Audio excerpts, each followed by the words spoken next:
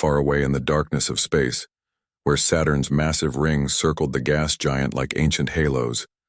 Something strange was floating silently near its largest moon, Titan. It wasn't moving. It wasn't blinking.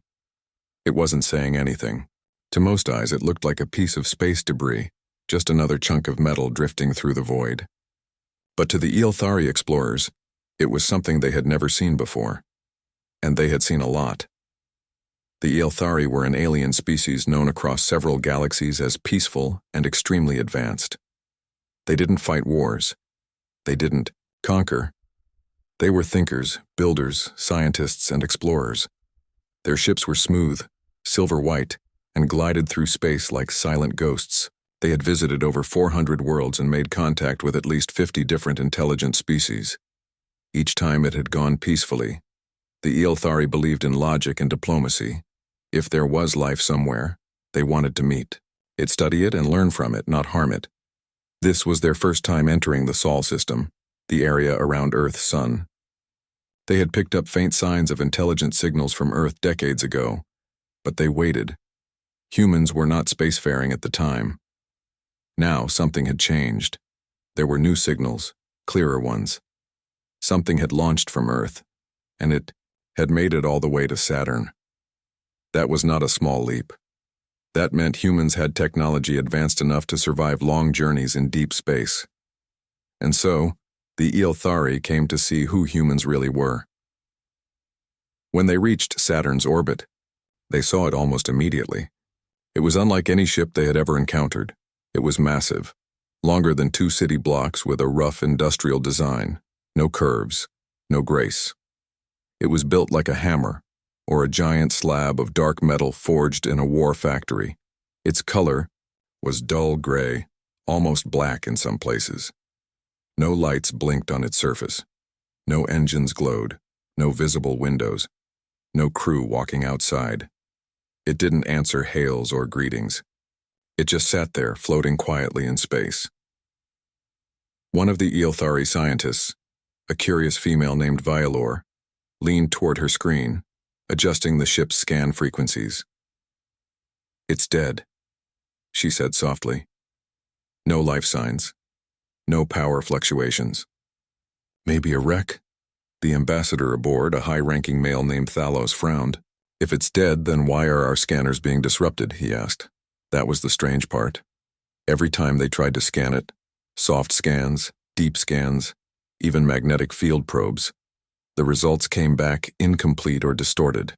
It was as if the ship was wrapped in something, not a shield exactly, but something that confused even their most advanced technology. And that worried them. Thalos ordered a passive observation instead. No scans, no signals, just watching. For 2 hours they circled it slowly from a distance. The alien fleet, 6 ships in total, maintained a cautious formation. Even though the object looked abandoned, none of them felt safe. Something about it felt awake. Then it moved, just once, just slightly, not the whole ship. A small section on the underside rotated and something flickered on its surface for less than a second.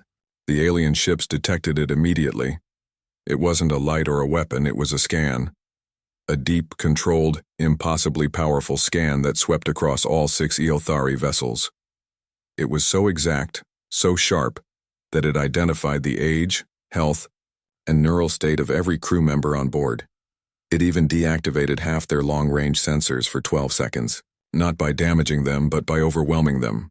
The Iothari ships pulled back slightly, not out of fear, not yet, but out of respect. "This thing," said Valor, barely whispering now, "just scanned our entire fleet faster than we've ever done it ourselves."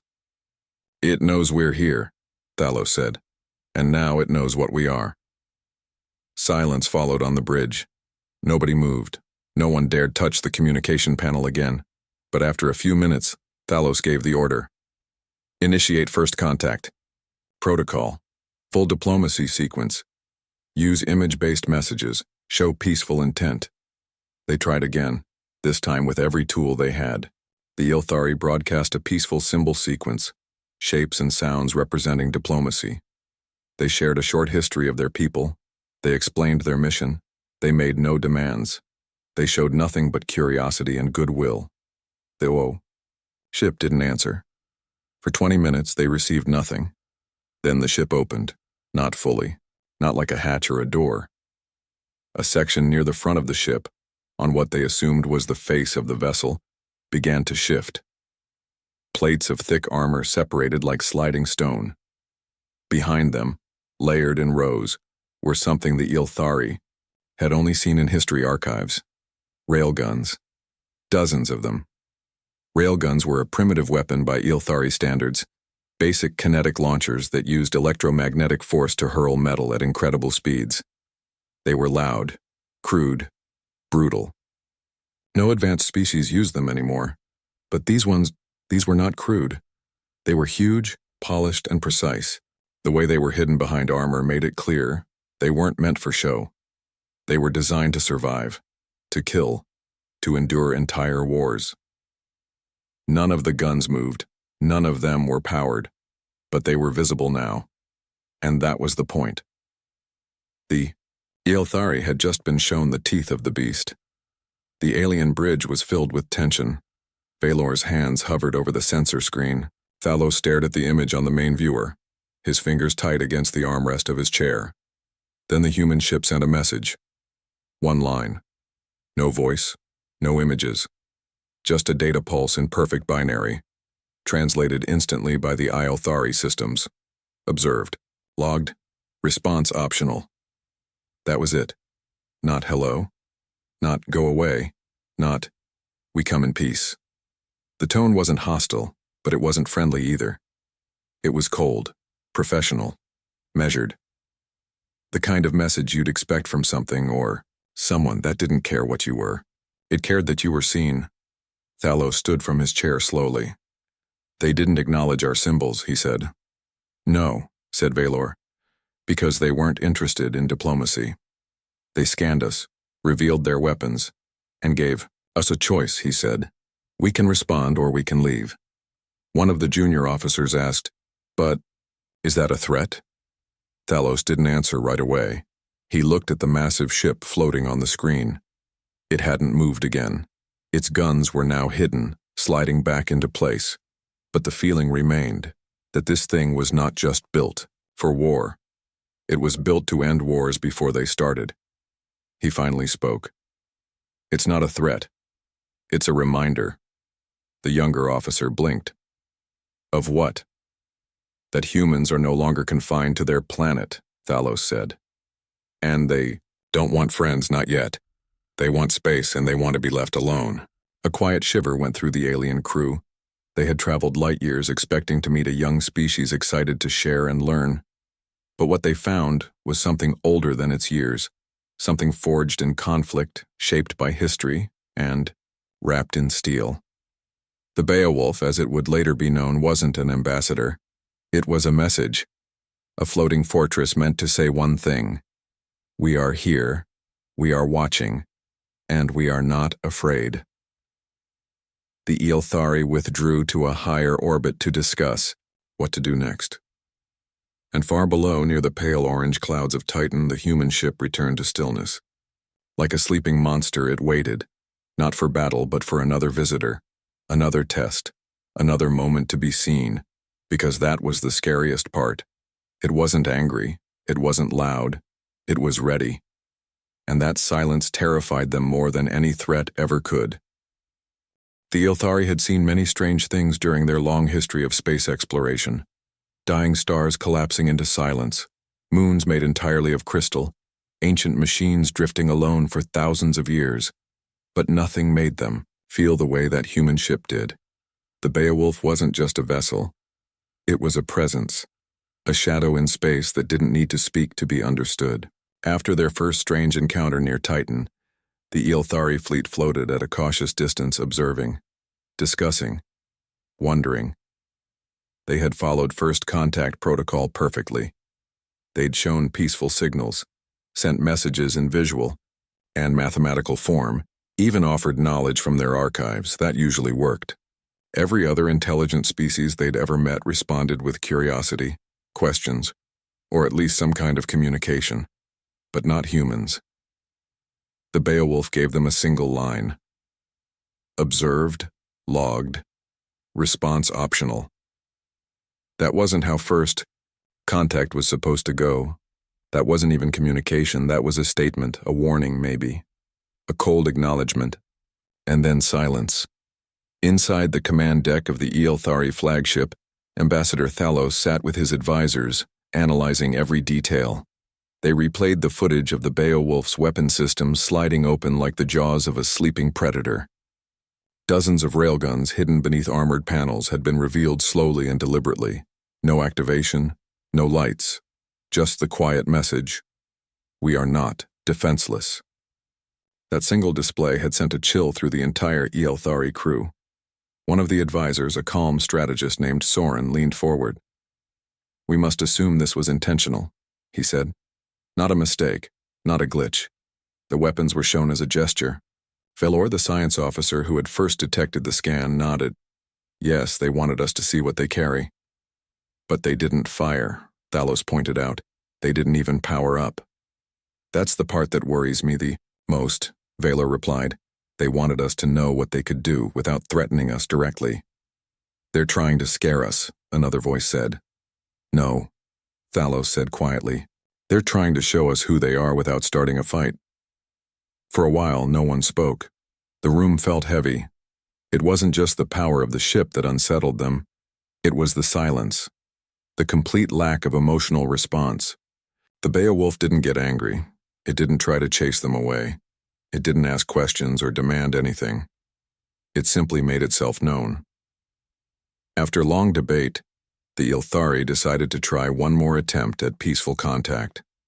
A different approach. Instead of sending signals or language, they decided to share something deeper.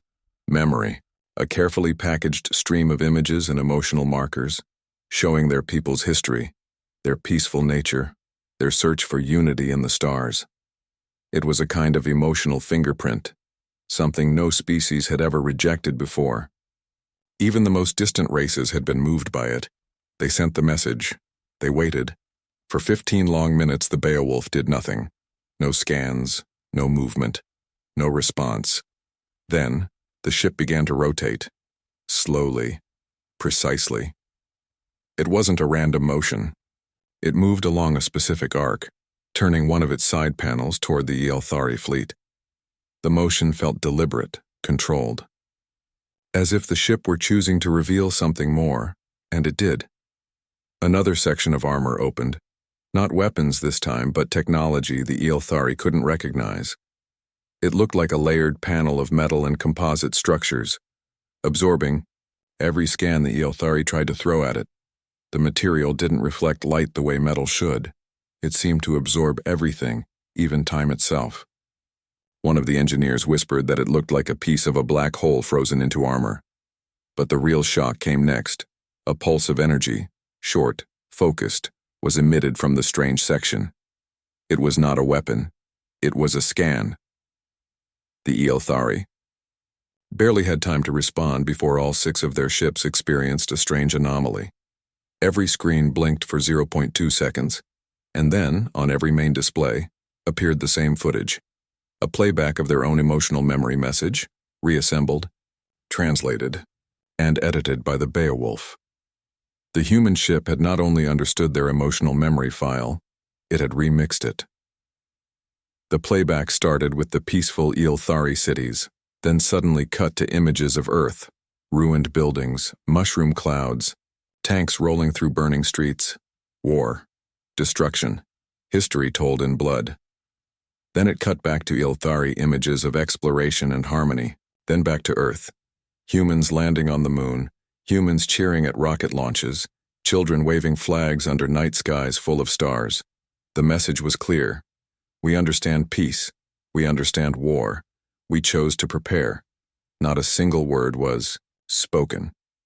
But every Eilthari on board felt it deep inside. The Beowulf had not answered their call with joy or curiosity. It had answered with understanding. A hard-earned understanding born from conflict. The message ended. The screens returned to normal. And the Beowulf turned away once more. That's not just a ship, Valor said softly. It's history, wearing armor. One of the younger officers stared in disbelief. They're showing us their past through what they've built. No, Thalos said. They're showing us their philosophy. They're not explorers. They're survivors. Now the Ylthari began to feel something they had never truly felt in space before. Unease. Not just because of the weapons. Not just because of the silence, but because they couldn't understand the humans' next move. There was no pattern, no protocol, no signs of curiosity or openness. The Beowulf did not behave like a first contact vessel. It behaved like a guardian, a gatekeeper. And the message seemed to be, this far, no further. Back in the command room, the discussion turned more serious. Could the Beowulf be a military ship sent in secret? A mistake in deployment? A rogue AI? Or was it something else entirely? A deliberate choice by humanity to send strength instead of welcome? That question hung in the air. Valor made a suggestion. Maybe they could send a drone closer to the Beowulf to gather more data. Not an aggressive probe, just a micro-drone, smaller than a chair, completely unarmed, moving at low speed. Something purely for observation. Thalos agreed.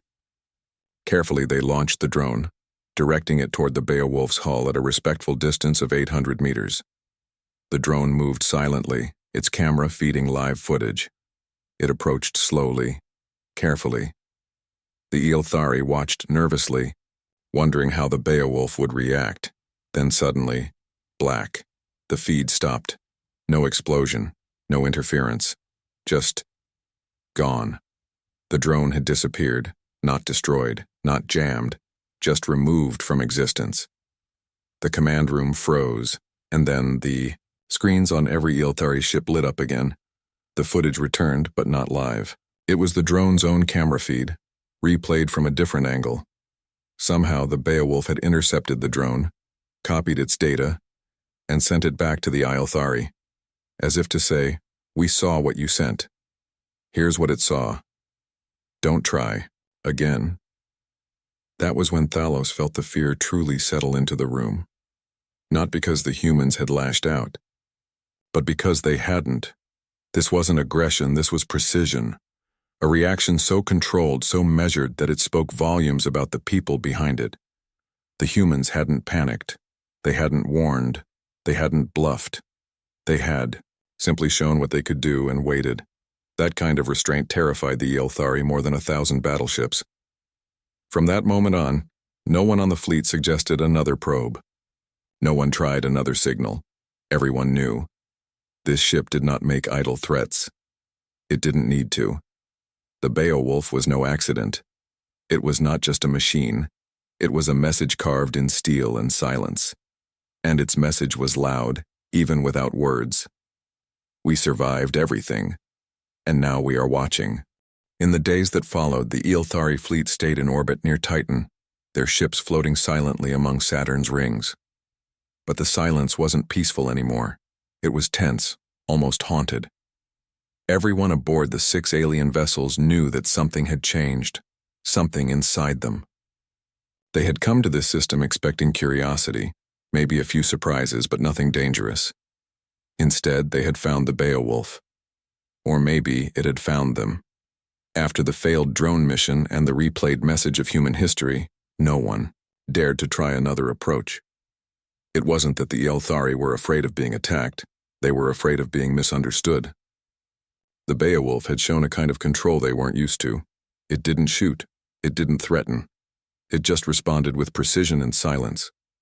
The kind of silence that said, we see you, we know you. Don't test us. Thalos, the ambassador, hadn't slept properly in days. He would stare at the floating image of the Beowulf for hours thinking.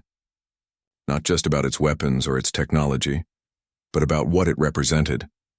The humans had built a ship not for travel, not for trade, but for a kind of quiet warning. Something about that disturbed him deeply. What kind of people would send something like this into space as their first greeting? Thalos had grown up believing in peace, in logic, in the power of first contact. The Ilthari had a long history of meeting new species and forming respectful alliances. Never had they encountered a race that answered a peaceful gesture with emotional silence and carefully controlled strength. But what if humans were different? He began studying human broadcasts more closely. Radio waves, old TV shows, even music and films picked up from Earth's ancient transmissions. They'd been traveling through space for decades, fragments of culture tossed into the stars. At first, the material seemed chaotic, noisy. But then he noticed something else. Patterns. Almost every story, every song, every recording, no matter how old or strange, had a common theme: conflict, struggle, survival. From war documentaries to songs about loss and love, even the comedies seemed to be built around hardship. And not just hardship, but the ability to endure it, to laugh through it, to come out stronger. It was as if the entire human culture had been shaped by pain, and instead of breaking, they had built something powerful around it, something like the Beowulf. On the fourth day, something unexpected happened. A second human ship appeared. The Ilthari detected it entering the system from a high-velocity slingshot around Jupiter. It was smaller than the Beowulf, more compact, in design and shaped less like a fortress and more like a dagger. Fast, focused, efficient. The moment it arrived near Saturn, the Beowulf turned toward it. No weapons activated, no scans, just a slow rotation, almost like a nod. And then, for the first time, the Ilthari heard human voices. The smaller ship broadcast an open transmission in a dozen languages, including the binary code the Ilthari had used. UNV deliverance reporting. All systems green. Visual confirmation of Beowulf. This message is for foreign observers. We are aware of your presence. We welcome non-hostile observation. Be advised. Approach within 500 kilometers of Beowulf will be considered a violation of defense perimeter. Repeat. This is a non-aggressive warning. Beowulf is not to be approached. Further contact requests must go through proper diplomatic channels. Deliverance out. The voice was calm, clear. No emotion, no fear, no posturing. Just facts. The way a soldier might speak before entering a minefield, the Ilthari command crew watched in silence. They sent a second ship, Valor whispered. Thalos nodded. Not to fight. To explain, or to deliver a final warning. The smaller ship, Deliverance, remained beside Beowulf in a holding pattern. It didn't move aggressively. It didn't scan. It simply matched the larger ship's orbit and held position. Like a guardian standing beside a sleeping giant. This was no coincidence. The humans had known someone would find the Beowulf eventually. They had planned for this. The Ilthari didn't reply immediately. They needed to think. Carefully. Later that evening, as the ships drifted through the outer rings of Saturn, Thalos made a decision. He would send one more message. Not a probe, not a drone. A message in the most universal language they had. Music. The Ilthari composed a short piece of sound, a blend of melody and emotion layered with mathematical precision and harmony. A piece that represented wonder, curiosity, and peace. No words, no demands, just feeling. They sent the message to Deliverance, not Beowulf. The response came 6 minutes later. It wasn't music, it wasn't data. It was a short video. The footage showed a human child standing beneath a sky full of stars pointing upward. Then came images of rockets, cities, storms, and people helping each other. A rescue worker pulling someone from rubble. A nurse treating a sick child. A soldier hugging their family goodbye. Then a silent image of Earth itself, half in shadow, half in light. At the very end, the message showed the Beowulf in dry dock, under construction. Sparks flew from robotic arms as armor was installed. Engineers walked beneath massive railguns. The final shot showed the name etched into the side. Beowulf, HFY 109. United Earth Strategic Defense. Then, the screen went black. That was all. No voice, no translation. Just a silent story. The meaning was clear. Humans had built this ship not because they wanted to fight, but because they knew one day they might have to. Thalos sat quietly in his chair, the lights of the command room low. No one spoke, no one moved. They all understood what they had seen. The Beowulf was not a weapon of war, it was a lesson, a message wrapped in metal saying, "We have suffered, we have learned, and now we are ready." The Ylthari ship stayed for 3 more days collecting passive data, never coming close again. They watched Deliverance perform minor checks, watched Beowulf stay still and silent, as if it were listening to the stars. Then, when their mission time ended, they left quietly, slipping out of Saturn's orbit and heading back toward deep space. On the journey home, Thalos recorded his final report. "We made contact with humanity. They responded not with fear, nor with friendship, but with history. The ship we encountered was not designed to attack us nor to welcome us. It was designed to show us who they have become. A race that has lived through war, through chaos, and has chosen preparation over hope. We must not judge them for it. They are not like us. But they are not monsters either. They are survivors, and they are watching the stars now, not as children reaching out in wonder, but as guardians waiting for what may come." He paused, "And I believe they are afraid. Not of us, not anymore, but of what they might become if they stop being afraid." He sent the message into the archive and turned off the console. Far away, the Beowulf and Deliverance continued their silent orbit around Titan. And somewhere, deep in the heart of that massive ship, perhaps a human was watching back, wondering if the visitors would return. Maybe they would. But next time, they'd know exactly what they were looking at, and they'd understand why the aliens had left in silence. Because sometimes, the most powerful warning is not a roar. It's the quiet breath of something that has seen the worst and survived it. As the Ylthari fleet moved away from the solar system, silence filled their ships. Not the silence of peace, but the heavy silence of thinking minds. No one celebrated the mission. No one laughed or relaxed. They had not been attacked, but they had seen something that left a deep mark on their thoughts. Everyone had the same question in their hearts. What kind of species chooses to greet the stars with a battleship? Thalos sat quietly in his private chamber, reviewing the message from Deliverance again. He watched the human child pointing at the stars, the scenes of war and kindness, the lonely image of Earth, and finally the Beowulf's massive form under construction. He'd watched it more than 20 times, and every time, something new struck him. Humans didn't seem to fear death. They didn't hide from pain. They didn't run from the dark. They had walked into it, faced it, and come out stronger. They hadn't just survived suffering. They had prepared for more. That made them dangerous. Not because they wanted to conquer, but because they didn't want to be weak ever again.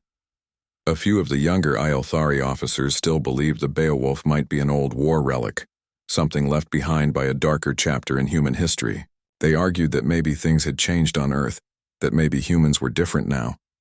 But deep down, Thalos knew that ship was no relic. It was recent, maintained, active. The weapons were clean, the systems were sharp. The presence of Deliverance proved it. Someone was still watching. 3 weeks into their return journey, the fleet stopped near a pulsar field to recalibrate their long-range sensors. The strange spinning stars emitted steady waves of radiation, and the Ylthari used these natural signals to check their instruments. But something unexpected happened during calibration. A faint signal, not from the pulsars, from far, far behind them. It was human. Not a message, not a broadcast, just a ping, a heartbeat. A soft electronic pulse that repeated every 2 minutes. It was coming from the edge of the solar system. Someone, or something, was still watching them leave. Thalos ordered the signal to be recorded, but not answered. The fleet continued its journey, but the feeling of being watched never left them. Even as stars shifted and weeks passed, that silent human pulse echoed in their memories. On the 4th month of the journey home, they reached a relay station near a trade hub. Other alien species lived there, peaceful, curious types. The Ylthari shared knowledge with them and exchanged news as they often did. But this time something strange happened. One of the station commanders, a small insectoid being named Yuret, greeted Thalos with an odd question. "Is it true?" Yuret asked. "Did you really see it?" "See what?" Thalos replied. "The human ship, the one called Beowulf." Thalos froze. "How do you know about that?"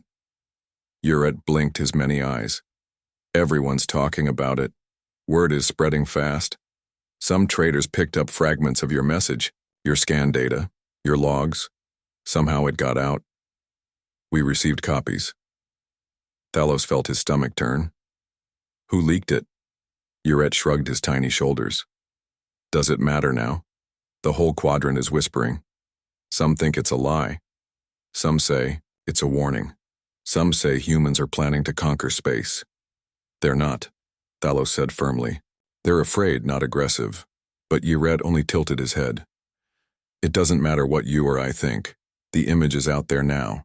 Everyone sees the same thing. Giant weapons, silent ships, and no emotion.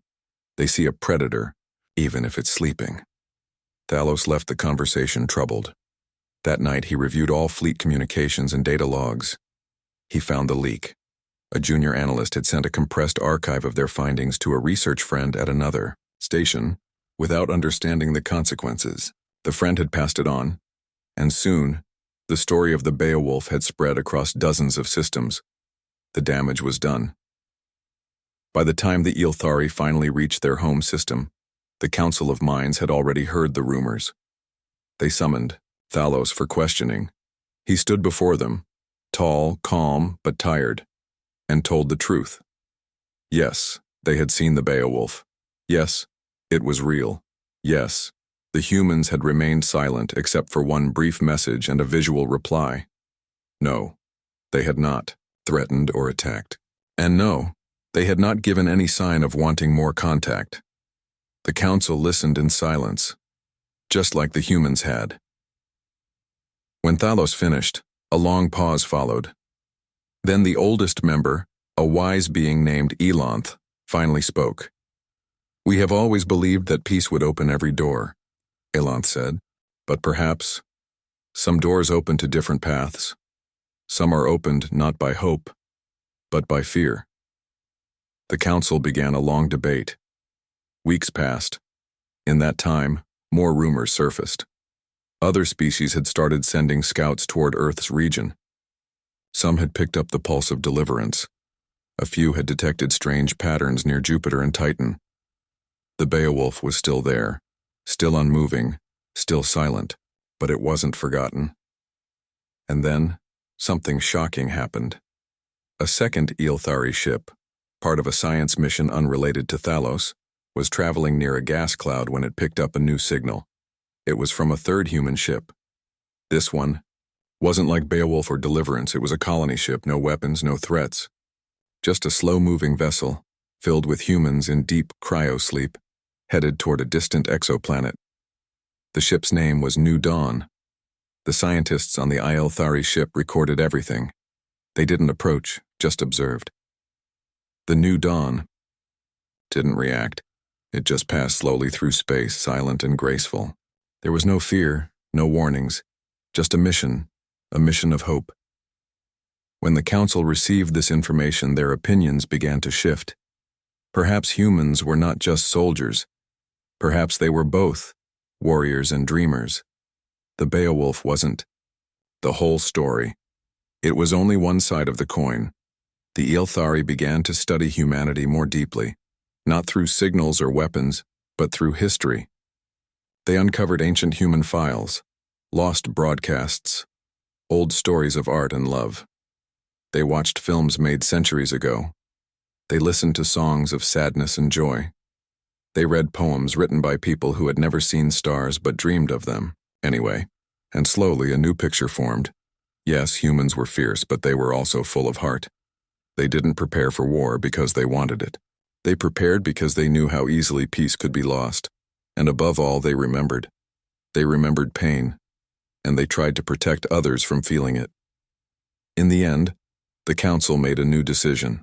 They would not pursue more contact for now, but they would no longer treat the Beowulf as a threat.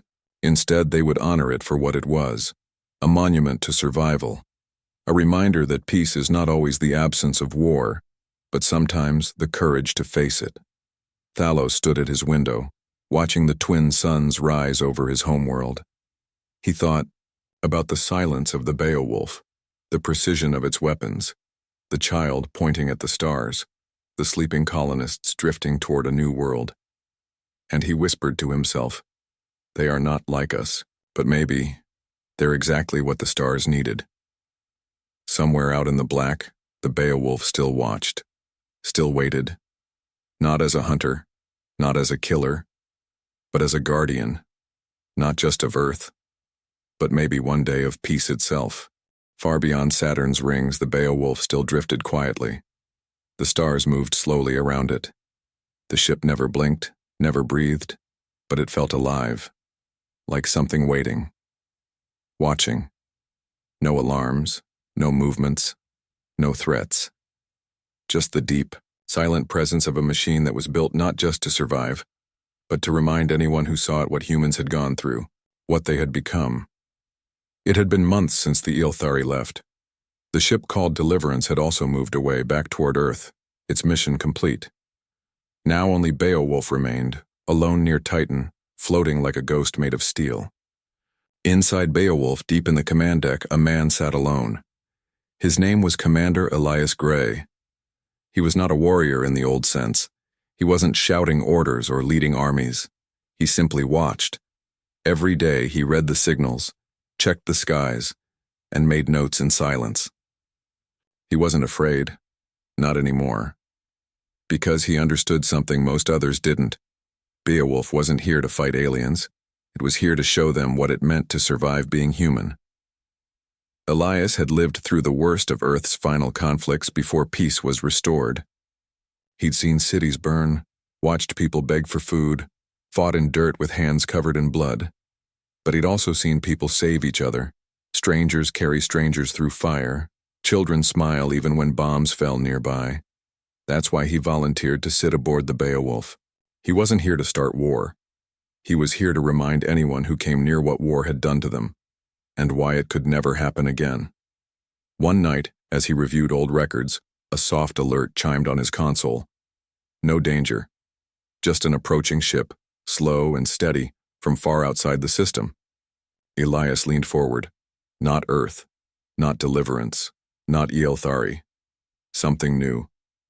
The ship was small, no weapons, no signs of aggression. It floated forward like a feather on water, cautious but not afraid. Its shape was elegant, glowing with soft lights, and it sent no warnings, no signals. Just presence. Elias didn't raise shields. He didn't aim weapons. He did what Beowulf was built to do. He watched.